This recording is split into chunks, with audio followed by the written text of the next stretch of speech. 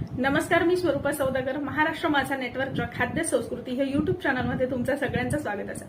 मंडळी, मी ही जी रेसिपी बनवते ही रेसिपी बघून माझ्या अनेक मित्रमैत्रिणींनी, माझ्या नातेवाईकांनी मला फोन केले आणि माझ्या ह्या रेसिपीबद्दल चांगले चांगले कॉमेंट्स पण पास केले. अशीच एक माझ्या रेसिपीची मालवणी भाषेची चाहती सुहासिनी पालक, जी सद्यस्थितीत रौता मुंबईत, पण गावाकडचा प्रेम आणि मालवणी भाषेवरचा प्रेम मात्र तिचा अजूनही टिकून असा. तिने कोकणात बनवली जाणारी पारंपरिक रेसिपी बनवली आणि त्या रेसिपीचे व्हिडिओ माझ्याशी शेअर केले. सगळ्यात आधी मी काकीचे खूप खूप थँक्यू काकीक म्हणतात की तिने एवढ्या प्रेमान मला ही रेसिपी पाठवली. ही रेसिपी कशा पद्धतीने बनवली, अर्थात ही जी रेसिपी तिने पाठवली ही कोकणात हमखास नाश्त्यात बनवली जाते आणि सगळ्यांक म्हणजे सगळ्यांक ही रेसिपी आवडणारी असा. ती रेसिपी नेमकी काय असा, चला बघूया.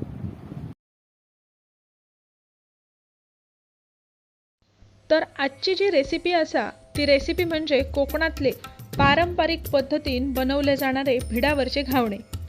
हे घावणे बनवण्यासाठी वेगळे असे काही खास तांदूळ आणायची गरज नाही. जे आपले साधे रेशनचे तांदूळ मिळतात ते तांदूळ घ्यायचे. तांदूळ घेताना व्यवस्थित आसडून पाखडून घ्यायचे. तांदूळ स्वच्छ धुवून घ्यायचे. स्वच्छ धुतलात की त्या तांदळात तांदूळ व्यवस्थित बुडतीत आणि तांदळाच्या वरती 1-2 इंच असा पाणी घालून तांदूळ रात्रभर भिजत ठेवायचे. सकाळी उठल्यानंतर जर भिजत ठेवलेला पाणी असा तर सगळा पाणी निथळून टाकायचा आणि सगळा पाणी निथळून गेला की स्वच्छ चांगला पाणी घ्यायचा आणि तांदूळ मिक्सरमध्ये गंधासारखे एकदम बारीक सरसरीत भरभरीत असे काय तांदूळ रवता कामाने अतिशय बारीक असा वाटण करून घ्यायचा. त्या वाटण एका पातेल्यात काढून घ्यायचा. आता ह्या वाटण तुम्ही एका पातेल्यात काढलात की ह्याच्यात पाणी घालून ह्या वाटण वाढवू घ्या. ह्याचा जो पीठ असा ह्या वाढवू घ्या. डोसे वगैरे करताना किंवा आंबोळे करताना पीठ जाड लागतं, पण घावणे करताना पीठ अतिशय पातळ म्हणजे फ्लोईंग कन्सिस्टन्सीचं लागतं.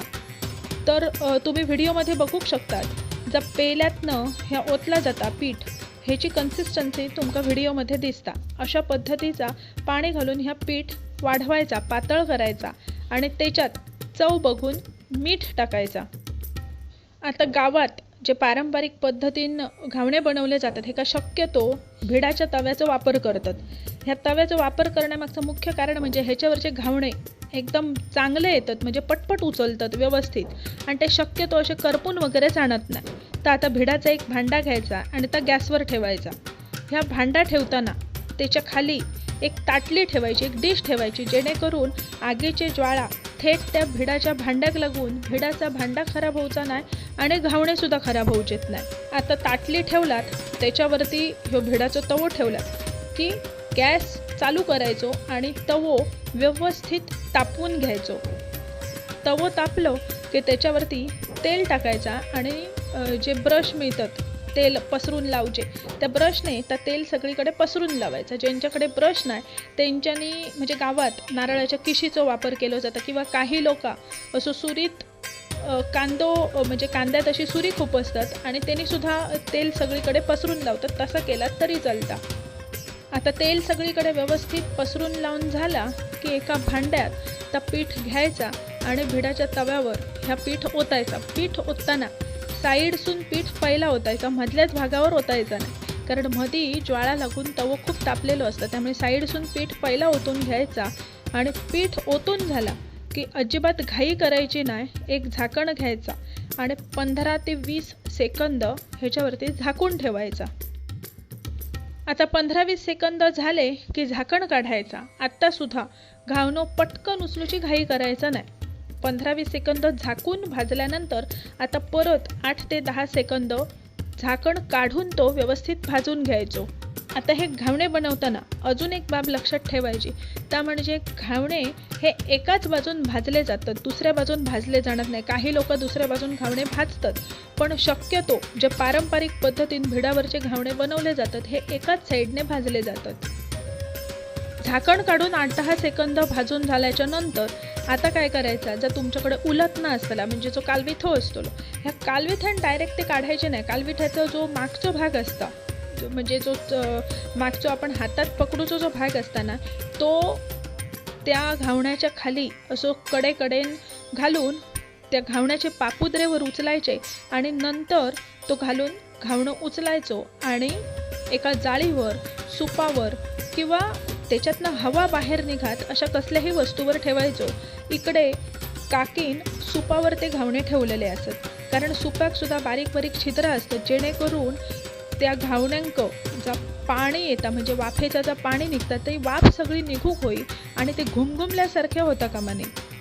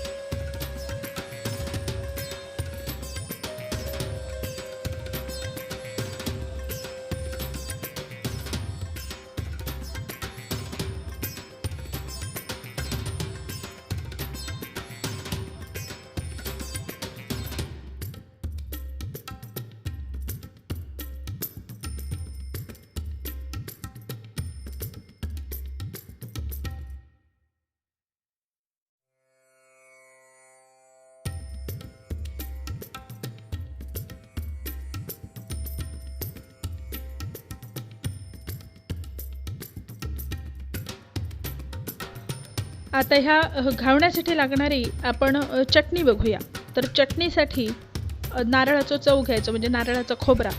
मिक्सरचा जर छोटा भांडा असता तर अर्धा भांडा नारळाचा खोबरा. आता चटणी तुमका कितपत हवी त्या प्रमाणात तुम्ही हा खोबरा कमी जास्त करा. खोबऱ्याचा म्हणजे चटणी बनवताना खोबऱ्याचा परफेक्ट असं काय प्रमाण सांगू गणं नाही. तर अर्धा वाटी ह्या मिक्सरची अर्धा भांडा खोबरा घेतलेला असा. एक मूठ कोथिंबीर आवडीनुसार म्हणजे तुमका तिखट कितपत आवडता त्यानुसार हिरवी मिरची, 1 इंच आल्याचो तुकडो, अर्धा चमचा जिरा आणि 4 ते 5 लसणाच्यो पाकळ्यो, चवीपुरता मीठ आणि चटणीक आंबट गोड चव हवी म्हणून काकीन खारातल्या आंब्याचा वापर केलोसा. आता ह्या आंब्याच्या वापराचा फायदा असो की साखर तुमका चिमूटभर जी आपण चटणीत टाकतो ती वेगळी टाकूची गरज नाही. आंब्याक गोडूस आणि आंबट ही दोन्ही चव असल्यामुळे खारातलो आंबो त्यांच्यानी वापरलोसा. हे साठवणी तसे काही पूर्वीची माणसं करून ठेवत. त्याची साला काढायची आणि त्या आंब्याचा वापर करायचो. त्याचे बारीक फोडी करून घ्यायचो आणि चटणीत घालायचे आणि पाणी घालून ह्याचा बारीक चटणी वाटून घ्यायची.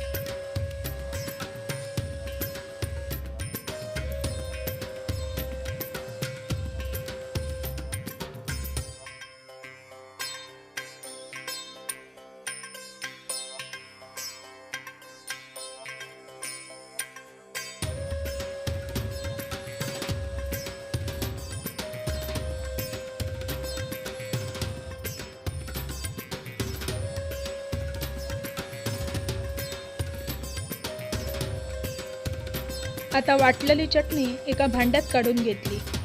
चटणी एका भांड्यात काढून घेतल्यानंतर आता चटणीच्या वरती फोडणी मारू हवी. तर त्याच्यासाठी बारक्याचा कडला येतात, फोडणी देऊचा भांडा. त्या कडला गरम झाला की 1 चमचा तेल घालायचा. तेल व्यवस्थित तापला की त्याच्यात राई घालायची. राई व्यवस्थित तडतडूक द्यायची. राई फुटूच्या आधी कढीपत्ता वगैरे टाकू नका, नाहीतर ती राईची कचकच दाताखाली मिळतात. राई व्यवस्थित फुटली की त्याच्यात कढीपत्त्याची पानं टाकायची आणि तो तडको कडकडीत असताना चटणीवर ओतायचो आणि ताच भांडा त्याच्यावरती उपडे झाकून ठेवायचा. ता भांडा जर लहान पडत असत, आता काकींचा ज्या भांड्यात चटणी काढली त्या भांड्याचं माप आणि त्या कडल्याचं माप सेम असल्यामुळे तिने कडलाच त्याच्यावरती उपडी झाकला. तुमच्याकडचा भांडा जर मोठा असत तर तडको मारल्यानंतर त्यावरती वेळणी झाकायची, म्हणजे छोटी डिश झाकायची आणि तो तडको मारलेला जो वास असा तो त्या चटणीत मुरूक द्यायचो.